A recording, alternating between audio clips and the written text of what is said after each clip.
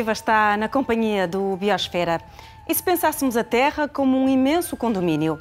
Esta é a questão que desde 2002 tem sido colocada pela Quercus, através do projeto Condomínio da Terra. Chegou o momento de converter os espaços comuns do nosso planeta num património natural intangível da humanidade. Conseguirá o homem chegar a um consenso que possibilita às gerações futuras o usufruto do planeta como hoje o conhecemos? O que podemos definir como limite ecológico para o nosso planeta até ao final deste século? Colocamos várias questões aos especialistas presentes na Conferência Internacional sobre o Condomínio da Terra. O tempo está a esgotar-se para a espécie humana. Até ao final deste século, o homem terá que travar a perda da biodiversidade, o consumo desenfreado de recursos naturais, as emissões de gases de efeito de estufa e a acidificação dos oceanos. Se continuarmos a viver a este ritmo, poderemos colocar em causa a qualidade da vida, como a concebemos hoje. O homem dividiu a superfície terrestre com linhas imaginárias, a que chamamos fronteiras, de modo a exercer sobre elas titularidade e soberania. Mas o planeta tem partes comuns que não podem ser divididas de forma jurídica. A atmosfera, a hidrosfera e os serviços prestados pela biodiversidade são universais, ultrapassam fronteiras e geram as condições indispensáveis à vida na Terra. Até agora, o trabalho do Condomínio da Terra tem sido o de delimitar o que é comum a toda a humanidade, encontrar o global para o conseguir gerir e compatibilizar com a noção de Estado. A ideia é criar algo de novo, um património natural intangível, isto é, que tem a ver com a natureza intangível, que tem a ver com elementos que são intangíveis na natureza, com química, com biogeoquímica, com equilíbrios desta biogeoquímica, que permitem que a vida humana se desenvolva no planeta.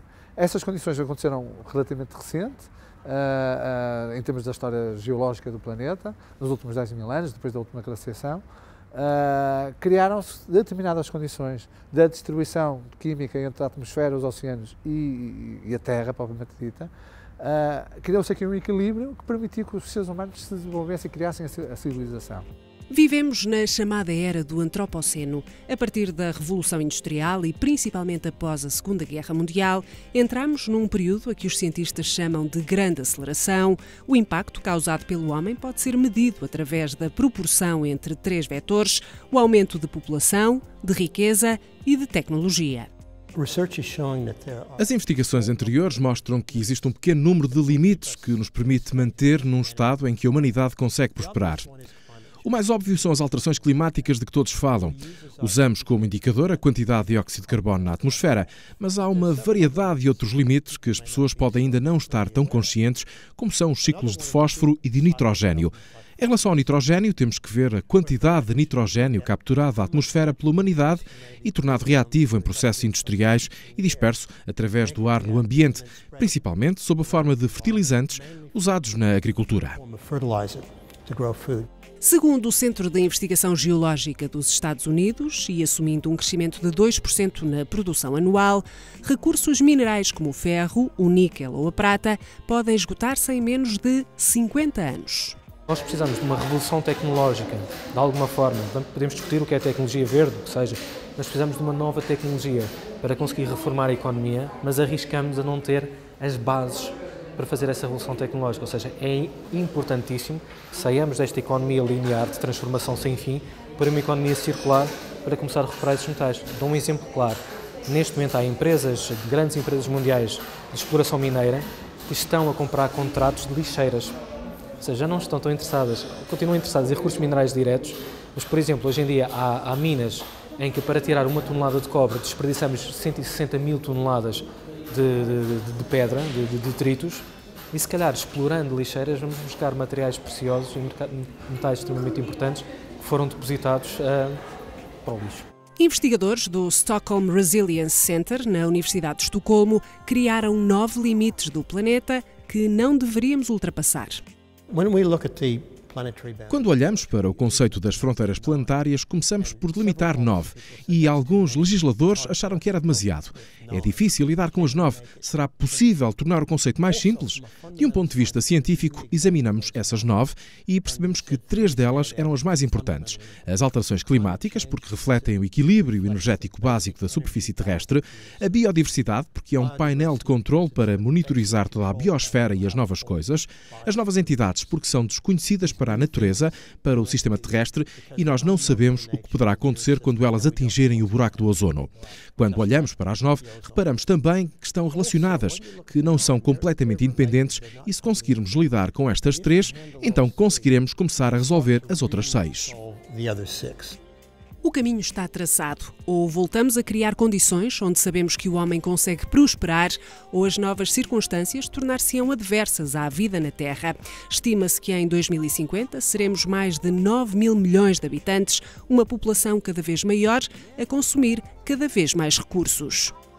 Há uma fina linha vermelha que nós estamos próximos de ultrapassar, ultrapassada a qual já não é possível mais regenerar.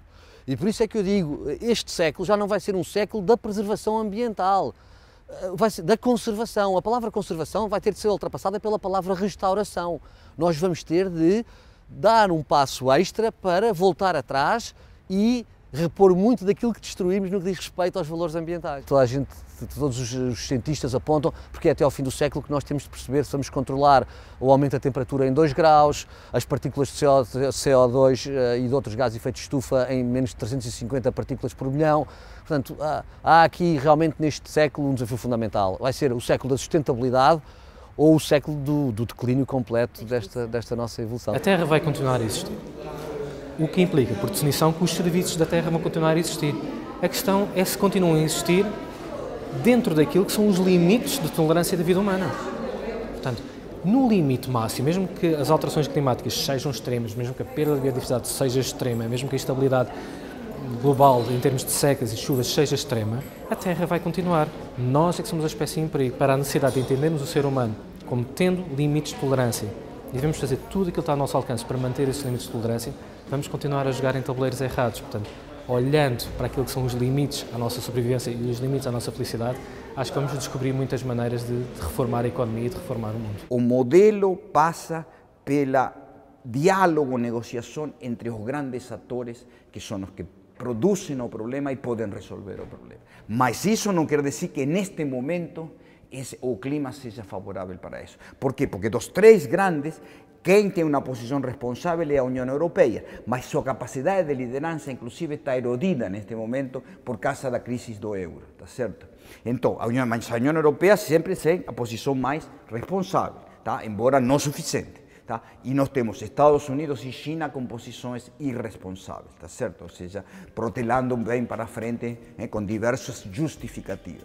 Se virmos a Terra como um condomínio em que cada um possui um apartamento e onde todos temos que contribuir para o bom estado das partes comuns, estamos a seguir o modelo socioeconómico que o condomínio da Terra quer implementar através de uma medida, o ecossaldo, ou um acerto de contas. Isto permite contabilizar de que forma cada um colaborou positiva ou negativamente para o planeta e, segundo essa pegada ecológica, criar um saldo que reverterá para um fundo global. Seria um sistema não só de sanções, mas também de compensações. Mas qual seria o valor atribuído a esses serviços? Esta medida de espaço pode ser um hectare global, como é definido na questão da pegada ecológica, dá-nos uma ideia de que quanto espaço é que nós precisamos para tirar de lá aquilo que é a nossa subsistência e aquilo que é a nossa capacidade de sobrevivência. A outra unidade, de facto, é o dinheiro, porque nós conseguimos perceber qual é que é um valor de €1, qual é que é um valor de $1. Se de alguma forma dissermos que há coisas que nós vamos ter um valor direto de mercado, eu posso pagar e comprar, vender um determinado bem ou um determinado serviço, pode valer €100, €1.000, não interessa aqui tanto o intervalo de valor, não interessa se pode ser vendido no mercado. Há outros que não têm valor de mercado, como por exemplo a questão dos polinizadores, que é fundamental. 4 em cada 5 alimentos vegetais que nós comemos precisam de polinizadores, não só da abelha do mel, mas polinizadores naturais. Como é que nós medimos isso? Pagamos às abelhas para elas lá estarem? Para fazer o serviço? Certamente que não. Temos que conseguir manter determinadas condições para ter então um valor final que é a comida, comida saudável no nosso prato. Eu acho que nós vamos ter aqui também a cabeça aberta suficiente para compreender que sem podermos pôr um preço e uma etiqueta de preço a todos os serviços ecossistémicos do mar, porque, por exemplo, a produção de oxigênio do mar é equivalente à produção do oxigênio das florestas. E nós não podemos pôr um preço porque nós não respiramos de outra maneira. Precisamos de oxigênio e por isso é difícil pôr o preço de um bem que nos é absolutamente essencial e para o qual não há alternativas. Mas há uma série de outros ecossistemas muito importantes que poderão efetivamente ser-lhes atribuído de alguma forma alguns valores, nem que sejam valores indicativos, mas esses valores vão ser muito importantes, acho eu, para a opinião pública, os decisores políticos compreenderem que preservar esses serviços ecossistémicos não é um custo para o erário público, é um investimento. Eu digo que isto para Portugal é absolutamente fundamental. Porquê? Porque o nosso país é uma powerhouse, é um país muito rico em biodiversidade, quer terrestre, quer marinha. E se nós conseguirmos cada vez mais compreender a importância dessa biodiversidade que está na base dos serviços ecossistémicos, dos nossos processos produtivos, se nós conseguirmos compreender a relação direta entre essa biodiversidade e a nossa economia e o nosso desenvolvimento económico, nós vamos tender a dar-lhe um valor diferente e vamos tender a vê-la como um ativo económico. Criar um património natural intangível da humanidade para preservar os serviços que o planeta nos proporciona e apresentar a sua candidatura à Unesco é uma ideia em negociação. Mas como e por quem seria gerido este bem comum? Após a Segunda Guerra Mundial, uma grande guerra, a solução foi construir instituições internacionais de governança, plataformas de negociações e, portanto, é de uma guerra que nascem as Nações Unidas.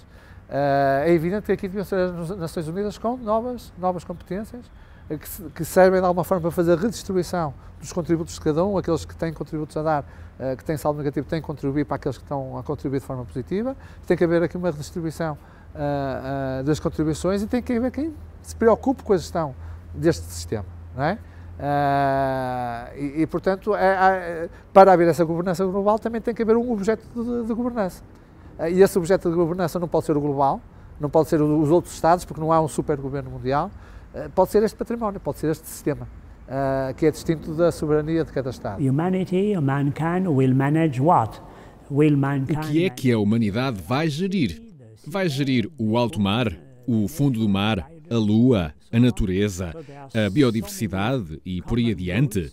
Há os bens comuns, onde o primeiro passo deveria ser o de definir exatamente que tipo de bens comuns serão geridos por uma nova organização, porque não podemos ter uma instituição a gerir tudo.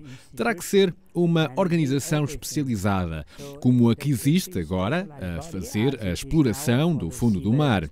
Há a Autoridade Internacional do Fundo do Mar, que foi criada pelas Nações Unidas e a quem compete gerir a exploração do fundo marinho, mas não a exploração da biodiversidade.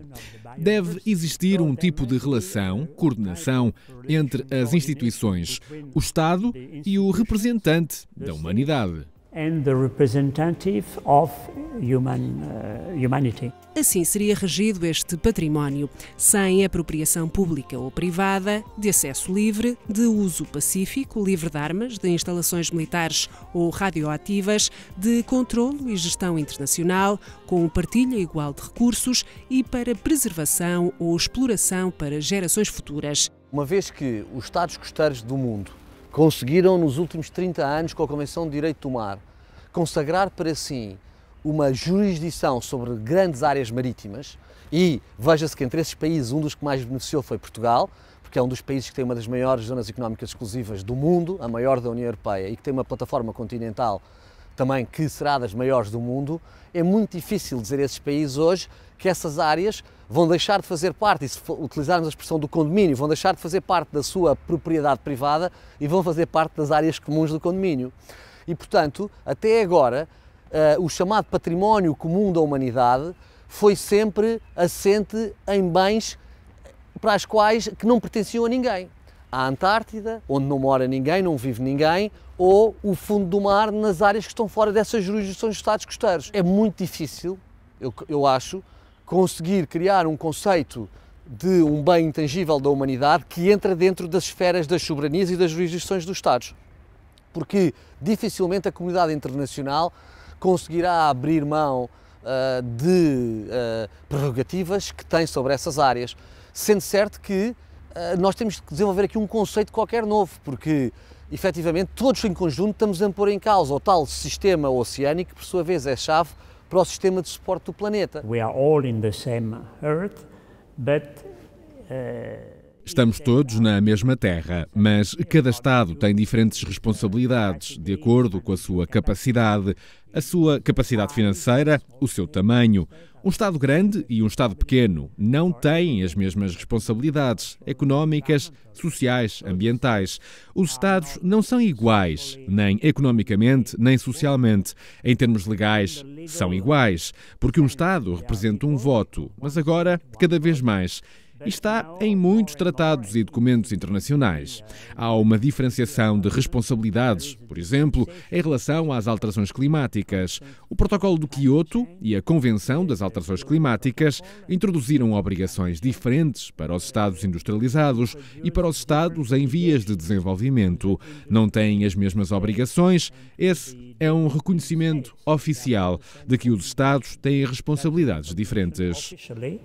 that their states have different responsibilities. O princípio de responsabilidades comuns e diferenciadas é um princípio correto, mas o modo que foi interpretado foi desastroso, porque significou o seguinte: os grandes países de renda média emergentes, tipo Brasil, Índia, China, demais, que fizeram? Disseram, comum é 10% e diferenciada 90%. Tá certo? Quando na verdade teria que ser mais ou menos tipo comum 50%, 60% e diferenciado 40%. De outro lado temos os Estados Unidos, que é outro polo, que diz basicamente que comum 90% e diferenciado 10%, tá certo? Então, o princípio de responsabilidades comuns e diferenciadas é um princípio correto, mas o modo que foi operacionalizado foi desastroso e isso provocou um impasse total, estagnação total nas negociações. Mas o outro fundamento do impasse é o modelo Nações Unidas, porque é o modelo de todos os países são iguais, independentemente de sua participação na produção do problema e na capacidade de resolver, e são muitíssimos atores, e tem que ter consenso. Se é por consenso, sempre vai ser o mínimo comum denominador. O investigador Eduardo Viola lança algumas ideias que podem ajudar a humanidade a recuperar o planeta. Redução do consumo de carvão, aumento do uso de energias renováveis, agricultura menos intensiva, diminuição do consumo de proteína animal, construção de cidades verticais e condensadas, educação para o não consumismo, reciclagem, produtos mais duráveis. Este modelo tem que passar pelos países relevantes na produção e solução do problema. A intenção da criação deste património tem ainda um longo caminho a percorrer, principalmente no alcance de um consenso jurídico. Irá quando o problema se agrave no fluxo de matéria e energia, ou seja, quando a mudança climática, os eventos climáticos extremos, que estão aumentando todos os anos, cheguem a um limiar de precipitação na consciência humana, por assim dizer. Isso vai acontecer no futuro, não sei se vai acontecer em 5 anos, 10 ou 15, mas aí é que vai surgir um tratado, porque nesse ponto eu sou otimista sobre o futuro da humanidade. A humanidade aprende na beira do abismo, não é suicida. Temos de equilibrar os vários pratos das balanças de exploração de recursos a nível mundial. Peguemos no exemplo das emissões de gases de efeito estufa. Atualmente, no Catar, a emissão de CO2 é de cerca de 45 toneladas per capita, enquanto em alguns países da África subsaariana as emissões não chegam à meia tonelada per capita. É nestas diferenças que o Condomínio da Terra quer atuar e assim construir um mundo mais justo baseado naquilo que cada um faz pelo bem comum do planeta.